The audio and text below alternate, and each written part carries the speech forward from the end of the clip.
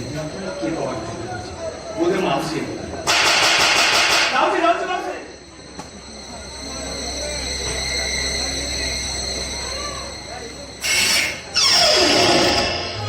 ତମେ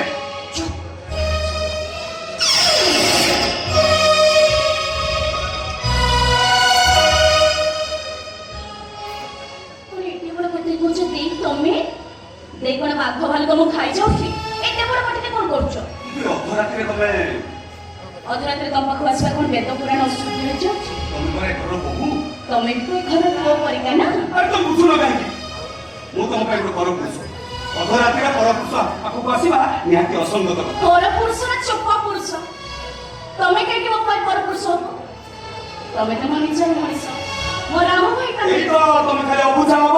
थाओ तमे आ पंडित कालिदास ही मोते आ तथ्य ज्ञान सुनेबा किछि आवश्यक नहीं ଆଉ ହେଲା ହେଲା ମୁଁ ମାନୁଛି ମୋର ଭୁଲ ହେଇଛି କିନ୍ତୁ ଦେଇ ए राम भाई आज किंतु मन दे जीवन सब किछि किंतु ही रहि जाय अनेक थर इच्छा करले मो मन हृदय कथा कहबा किंतु मासी पर नते मानुछि मो राति अधरे तुम पाखु आसीबा अन्य मन आखिरे बहुत धारणा सृष्टि करबा मात्र मो नेर पर आसीबा पर बाध्य है କଣ ହେଇଛି? କଣ ତମ ମନ ଦୁଃଖ? ମୋ ଜାଣିବାରେ ମୋହନ ତ ତମ ପ୍ରତି ଭଲ ପାଇବା କିଛି କମ ନାହିଁ। ଆଉ ମାଉସୀ ମାଉସୀ ତ ଦିନ ରାତି ବୋହୁ ବୋହୁ ବୋଲି ପାଣି ପିଉନାହାନ୍ତି। ବାସ୍ ଅସୁବିଧା କଣ? ଶାଶୁଙ୍କ ପାଇଁ ମୁଁ ଭଲ ବୋହୁ ପାଇଛି ସତ ହେଲେ ସେତିକି କଣ ମୋ ସଂସାର ପାଇଁ ଯଥେଷ୍ଟ ସ୍ୱାମୀଙ୍କର କଣ ଗୋଟେ ଭଲ ପତ୍ନୀ ଦେଇ ହେଇପାରିବିନି କାହିଁକି ମୋହନକୁ ତମକୁ ଭଲ ପାଏନି? ଯୋଉ ସ୍ୱାମୀ ତା ସ୍ତ୍ରୀକୁ ସୁଖ ଦେବା ପାଇଁ ଅକ୍ଷମ ନିଜ ସ୍ତ୍ରୀକୁ ସନ୍ଦେହ କରେ ଘୃଣା କରେ ସେ ସ୍ୱାମୀ ଭଲ ପାଇବେ ଏତେ ଖାଲି ମନେ ରଖିଥାଉ ରାମ ଭାଇ ବସୁରାତ ଆଜି ପର୍ଯ୍ୟନ୍ତ ତାଙ୍କ ସହିତ ମୋର କୌଣସି ସମ୍ପର୍କ ନାହିଁ କିନ୍ତୁ କାହିଁକି ତମ ଅପରାଧ କଣ? କାହିଁକି ଘୃଣା କରେ ମୋହନ ତମକୁ?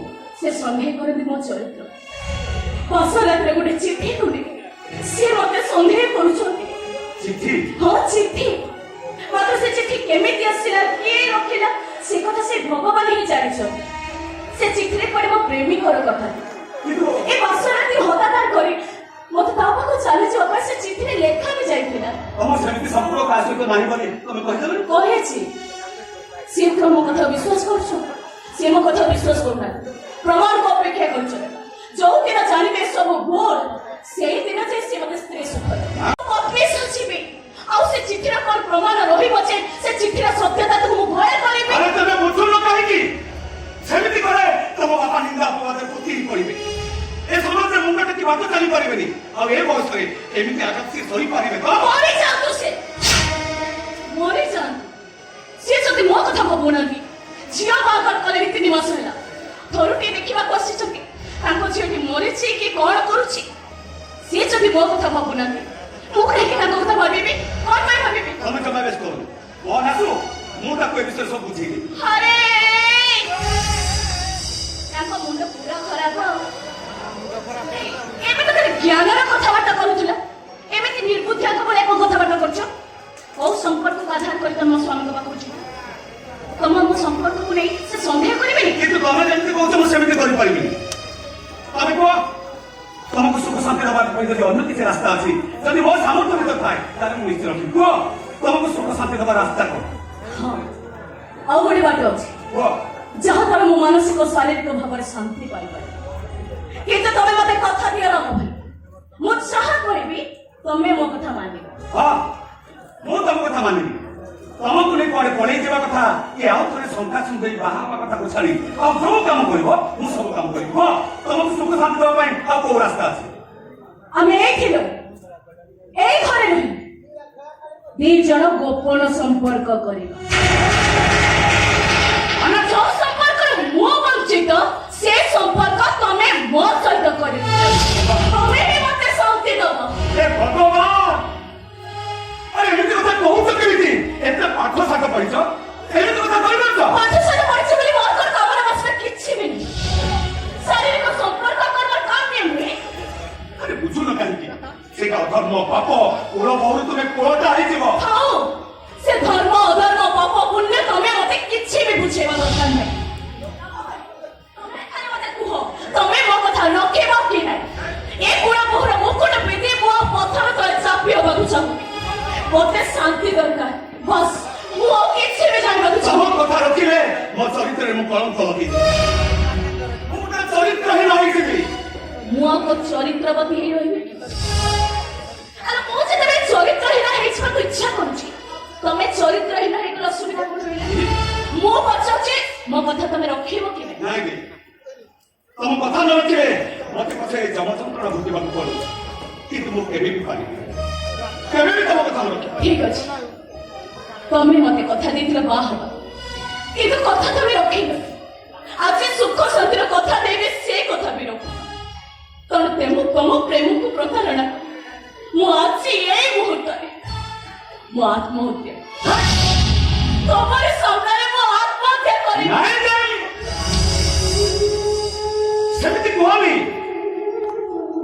ମତେ ପଛେ କଳଙ୍କ ଲାଗୁ କିନ୍ତୁ ତମେ ଚରିତ୍ରବତୀ ହେଇବ ଏତିକି ମୋର ଇଚ୍ଛା ଏଇ ପ୍ରେମ କାଳେ ବିବାହକୁ ବୁଝାଇନି କି ଶାରୀରିକ ସମ୍ପର୍କ ସହିତ ଛନ୍ଦି ହୁଏ ପ୍ରେମ ତ ପବିତ୍ର ପ୍ରେମ ତ ମହତ ପ୍ରେମ ତ ଅମୃତ ଅପେକ୍ଷା କର ଶୁଣିଛି ଅପେକ୍ଷାର ଫଳ ବହୁତ ମିଠା ଅପେକ୍ଷା କର ଦେଇ ତମ ପ୍ରେମ ପ୍ରୀତିର ପ୍ରତିଦାନ ମୁଁ ତମକୁ ନିଶ୍ଚୟ ଦେବି ହାତ ଯୋଡୁଛି ଏ ବିନତି ହାତକୁ ଆସି ମତେ ପ୍ରୀତିରେ କରିସୁରି ସ୍ୱାର୍ଥ କଣ କରିଦିଅ ନା ମୁଁ ତମ ଗୋଡ ତଳେ ପଡୁଛି